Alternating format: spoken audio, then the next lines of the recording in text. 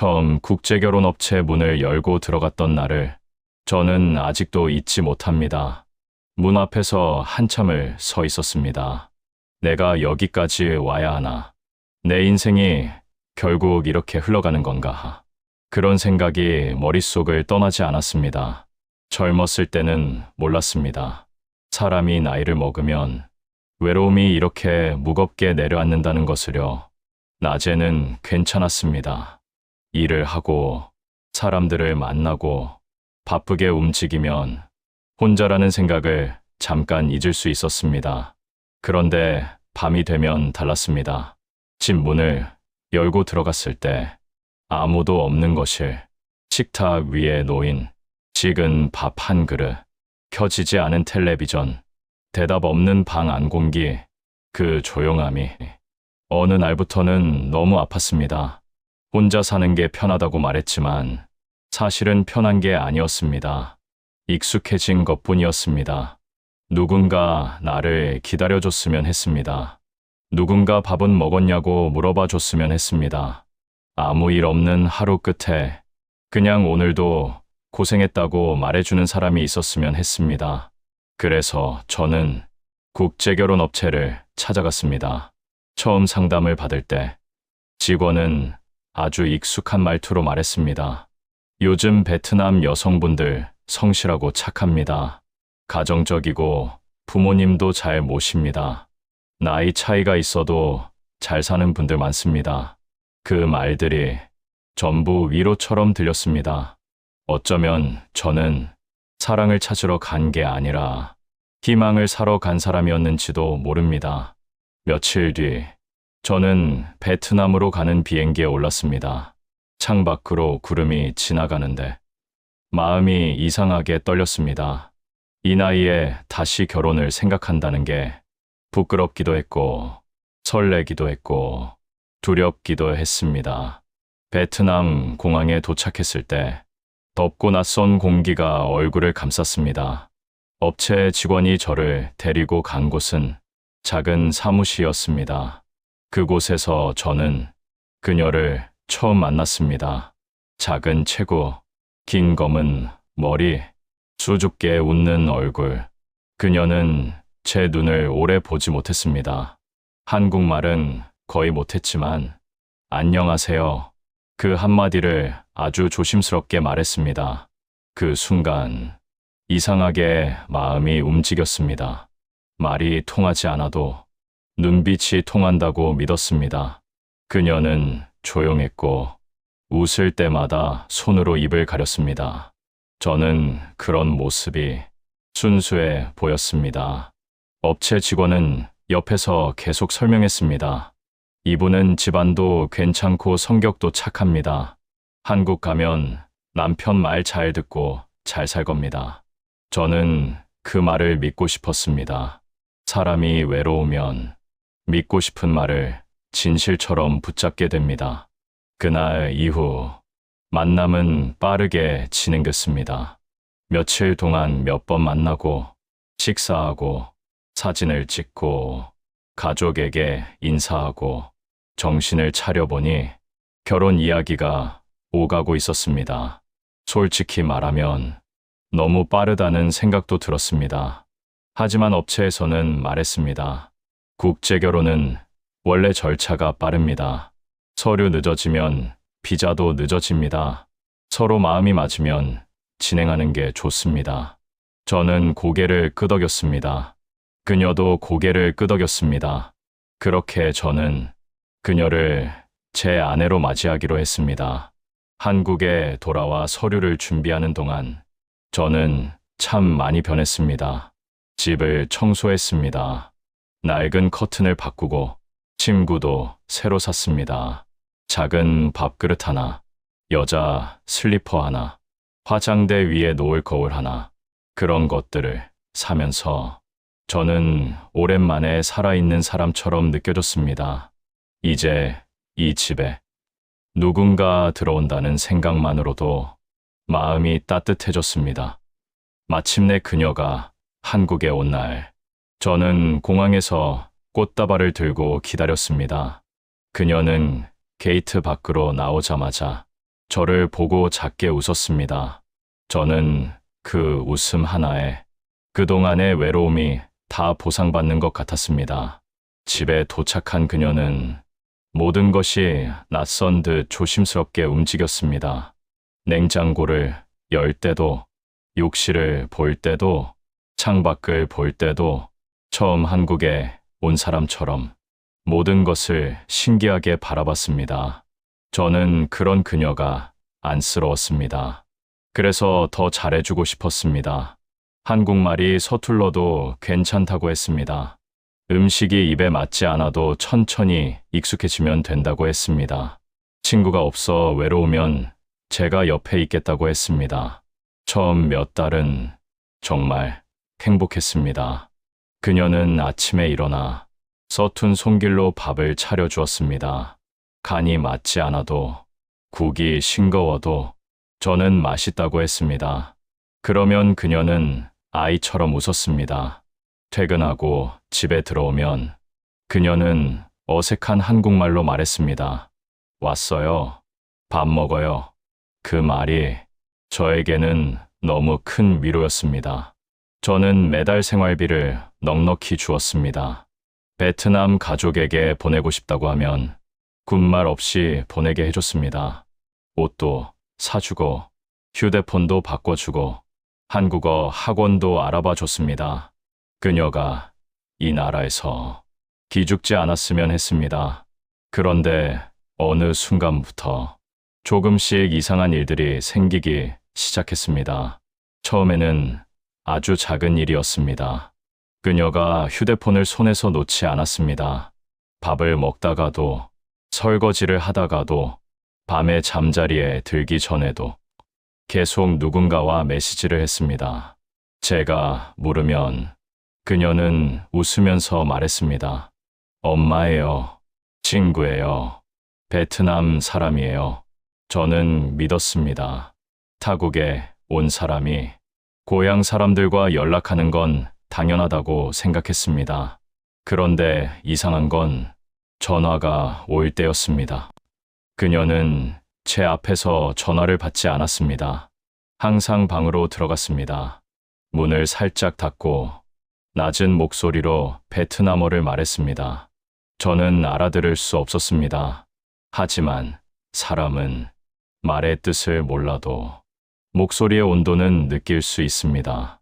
그녀의 목소리는 제게 말할 때와 달랐습니다. 더 부드럽고 더 익숙하고 때로는 울먹였습니다. 전화를 끊고 나오면 눈이 붉어져 있을 때도 있었습니다. 무슨 일 있어? 제가 물으면 그녀는 늘 고개를 저었습니다. 아니에요. 괜찮아요. 그 괜찮다는 말이 점점 괜찮지 않게 들렸습니다. 어느 날은 밤중에 그녀가 거실에 앉아 울고 있었습니다. 불도 켜지 않은 채 휴대폰 화면만 바라보고 있었습니다. 제가 다가가자 그녀는 깜짝 놀라 휴대폰을 뒤집었습니다. 그 모습이 제 마음에 깊게 박혔습니다. 하지만 저는 그때도 모른 척했습니다. 아니, 모른 척하고 싶었습니다. 행복이 깨질까 봐 두려웠습니다. 제가 다시 혼자가 될까봐 무서웠습니다. 그래서 의심이 올라올 때마다 스스로를 나무랐습니다. 낯선 나라에 와서 힘들겠지. 가족이 보고 싶겠지. 내가 너무 예민한 거겠지. 그렇게 제 마음을 속였습니다. 그러던 어느 날이었습니다. 그녀가 한국어 학원에 간다고 나간 뒤 저는 집 안을 정리하고 있었습니다. 빨래를 개고 서랍을 정리하다가 그녀의 작은 가방 하나가 눈에 들어왔습니다. 평소에는 잘 열어보지 않던 가방이었습니다. 열면 안 된다는 걸 알았습니다. 부부 사이에도 지켜야 할 선이 있다는 걸 알고 있었습니다. 그런데 그날은 이상하게 손이 멈추지 않았습니다. 가방 안에는 화장품 몇 개, 베트남 돈 조금, 그리고 낡은 사진 봉투가 있었습니다. 저는 그 봉투를 꺼냈습니다. 사진 속에는 그녀가 있었습니다.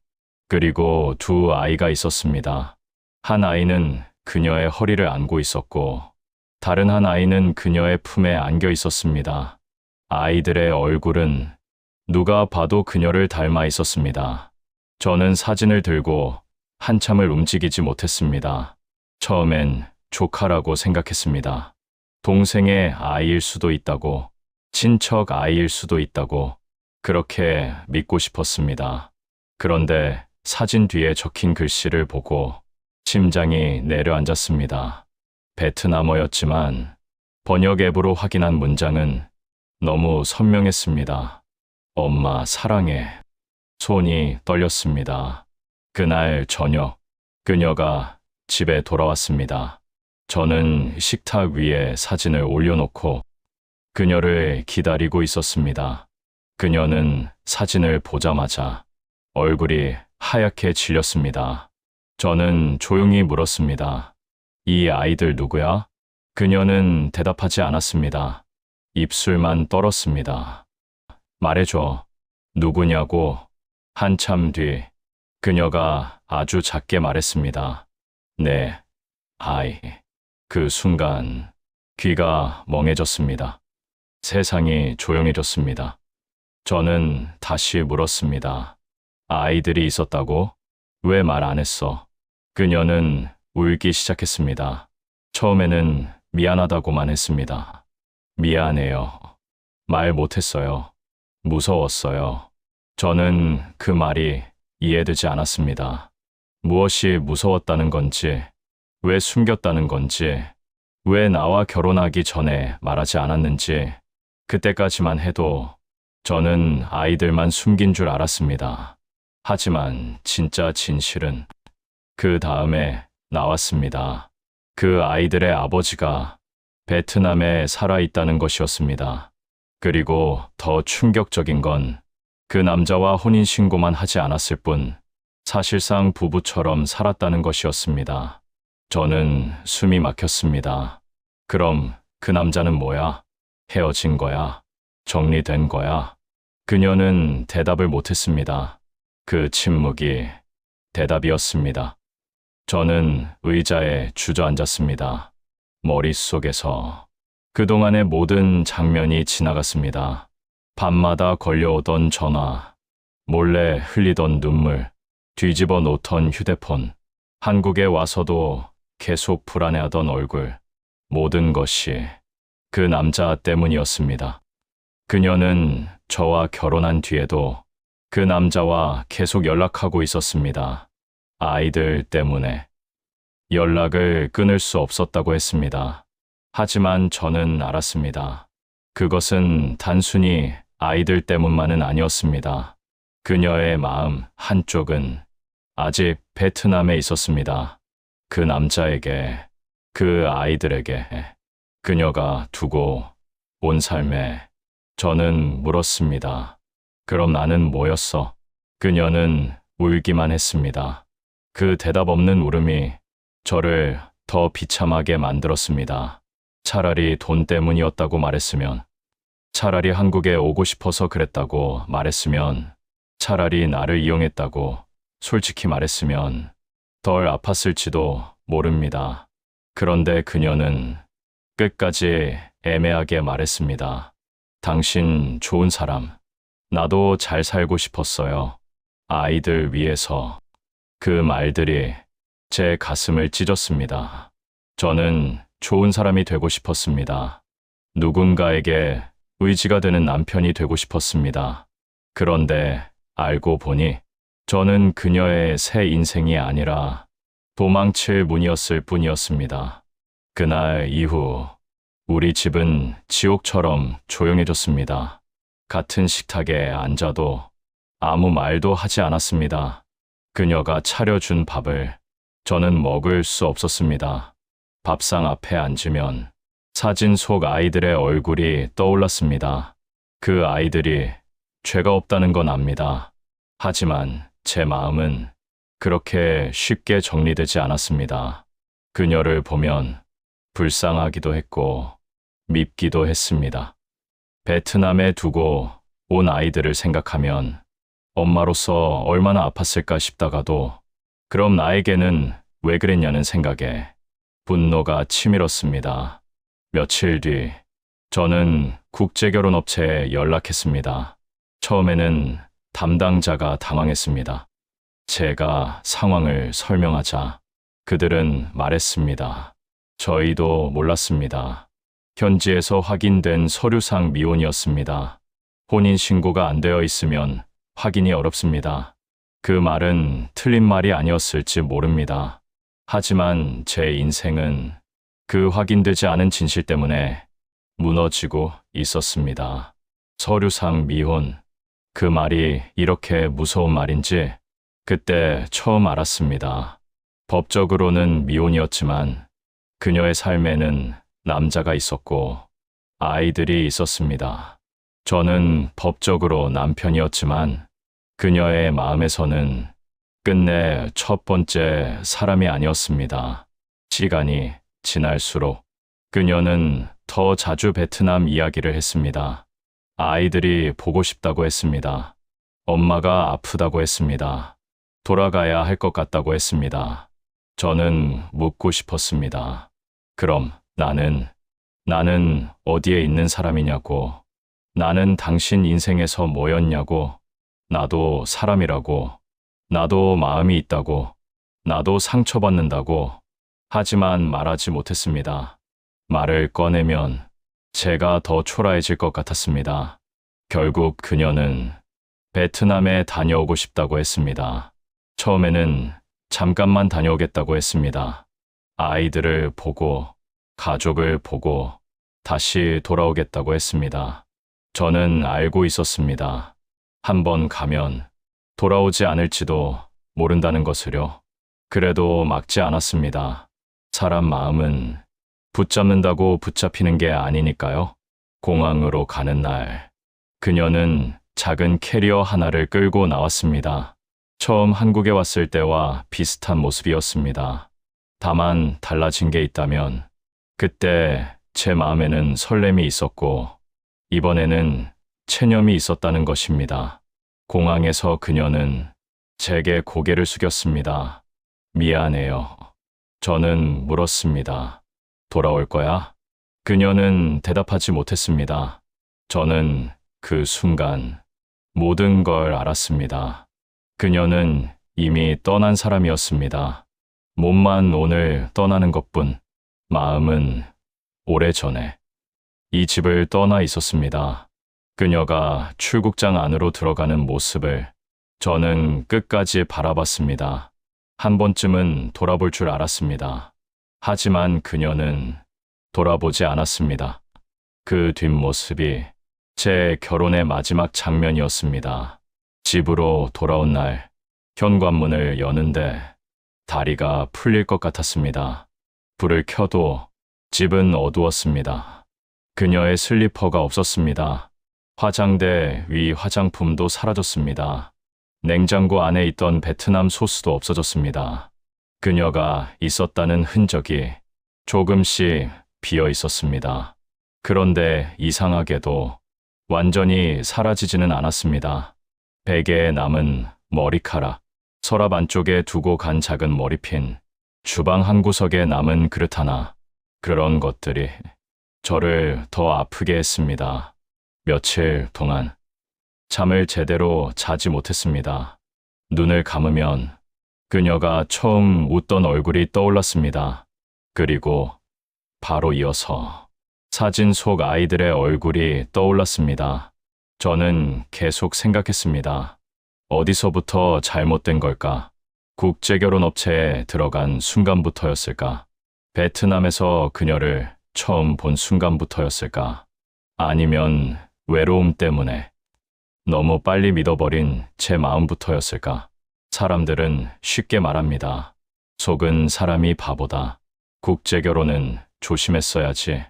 나이 들어 젊은 여자 만나려다 그런 거지. 그런 말들이 칼처럼 아팠습니다. 물론 제가 어리석었을지도 모릅니다. 하지만 저는 누군가를 속이려고 한 것이 아니었습니다. 그냥 다시 한번 가정을 가져보고 싶었습니다. 퇴근하고 돌아왔을 때 불 켜진 집이 있기를 바랐습니다. 명절에 혼자 밥 먹지 않기를 바랐습니다.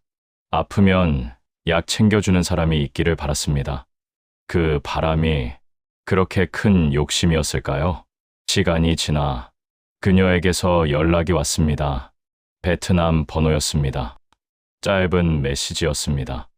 잘 지내요. 미안해요. 아이들이 있어서 못 가요. 그 문장을 보고 저는 한참 동안 휴대폰을 내려놓지 못했습니다. 못 가요. 그 말이 우리 관계의 끝이었습니다. 사랑해서 못 오는 게 아니라 처음부터 돌아갈 곳이 있었던 사람. 저는 그녀에게 한국의 남편이었지만 그녀에게는 이미 베트남에 가족이 있었습니다. 혼인신고가 없었다는 이유로 저는 아무것도 모른 채 그 삶 한가운데 들어간 사람이었습니다. 그 뒤로 저는 많은 걸 정리했습니다.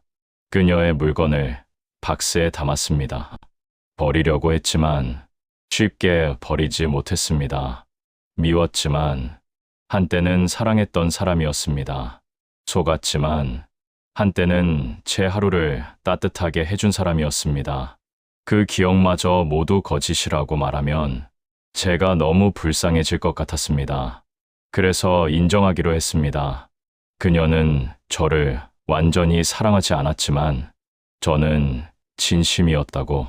그녀는 숨긴 것이 많았지만 저는 속이지 않았다고. 그녀는 떠났지만 저는 제 마음만큼은 부끄럽지 않았다고. 지금도 국제결혼이라는 말을 들으면 가슴이 먹먹해집니다. 모든 국제결혼이 그렇다는 말은 아닙니다. 진심으로 만나 서로를 아끼며 잘 사는 사람들도 많습니다. 하지만 적어도 저는 너무 빨리 믿었습니다. 외로움이 눈을 흐리게 했고 기망이 의심을 덮어버렸습니다. 이제는 압니다. 사랑은 마음만으로 되는 게 아니라는 것을요. 상대의 과거, 상대의 책임, 상대가 아직 놓지 못한 사람들까지 모두 함께 따라온다는 것을요.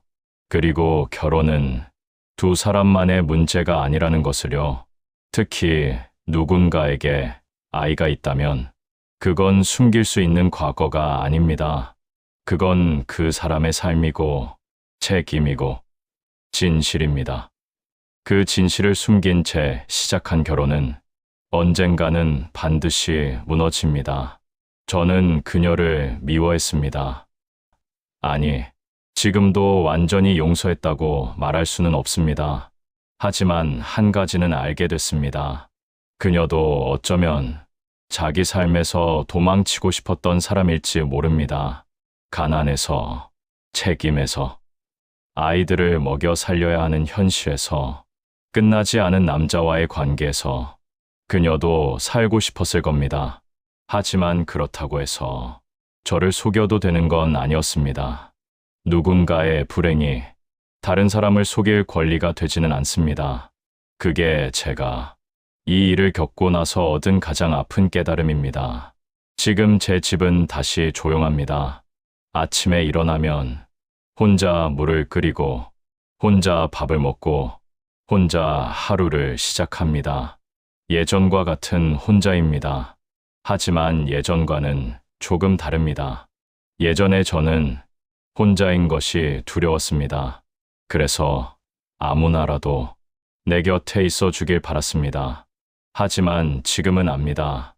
잘못된 사람과 함께 있는 외로움은 혼자 있는 외로움보다 훨씬 더 깊고 아프다는 것을요. 누군가 옆에 있다고 해서 외롭지 않은 게 아닙니다. 마음이 다른 곳에 있는 사람과 살면 같은 집에 있어도 매일 버려지는 기분으로 살아야 합니다. 저는 이제 그런 삶으로 돌아가고 싶지 않습니다. 가끔 밤이 깊어지면 그녀 생각이 납니다. 처음 공항에서 웃던 얼굴, 서툰 한국말로 밥 먹으라던 목소리, 작은 손으로 제 옷깃을 정리해 주던 모습, 그리고 마지막으로 출국장 안으로 사라지던 뒷모습, 그 모든 장면이 한 사람의 기억처럼 남아 있습니다. 아팠지만 제 인생의 한 페이지였습니다. 저는 그 페이지를 찢어버리지는 않으려고 합니다. 다만 다시는 그 페이지로 돌아가지 않을 뿐입니다. 혹시 지금 외로움 때문에 너무 급하게 누군가를 믿으려는 분이 있다면 이 말만은 꼭 해드리고 싶습니다. 외롭다고 해서 아무 문이나 열지 마십시오. 따뜻해 보이는 문 뒤에 누군가의 숨겨진 과거가 있을 수 있습니다.